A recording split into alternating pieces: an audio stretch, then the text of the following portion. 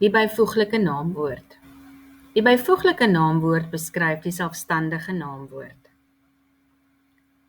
Daar is 4 aspekte waarna ons gaan kyk. Die eerste is dat dit attributief of predikatief gebruik kan word. Om te sê dat 'n woord attributief, 'n byvoeglike naamwoord attributief gebruik word, beteken dat dit voor die selfstandige naamwoord staan. Byvoorbeeld, die rooi kar. Rooi, wat my byvoeglike naamwoord is, staan voor kar, wat die selfstandige naamwoord is.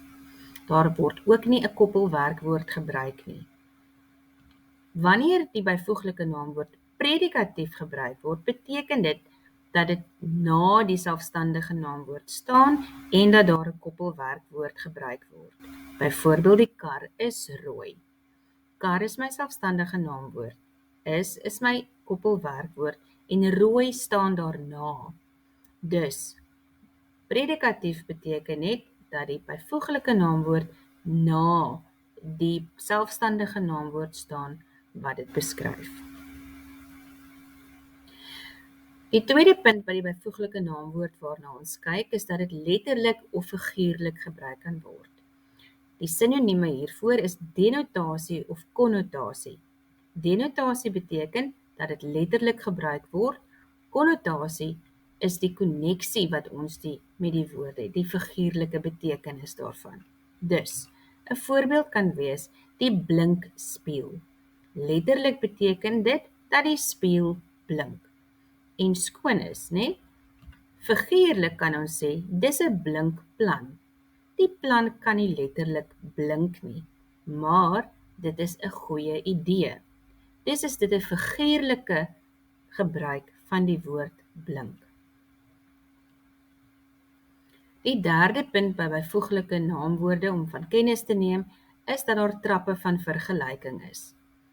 Ons kry die stellende trap, wat die onderste trap is van die stamwoord van die byvoeglike naamwoord. Dan het ons die vergrotende trap, wat beteken dat 2 dinge met mekaar vergelyk word. En dan het ons die oortreffende trap, wat beteken dat ons nou die hoogste punt bereik het.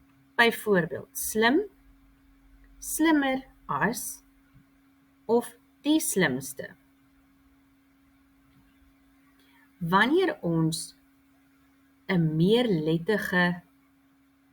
lettergrepige woord het, wat op 'n e eindig, sal ons by die trappe van vergelyking gebruik maak van meer en mees.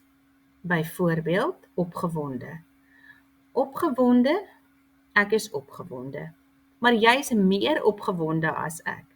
En hy is die mees opgewonde van ons almal.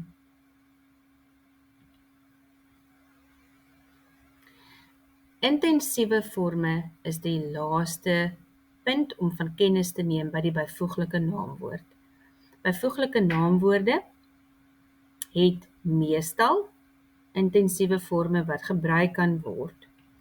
Byvoorbeelde daarvan is, as ons sê dat iets baie lig is, sê ons dit is veerlig. Met ander woorde, dit is glad nie swaar nie.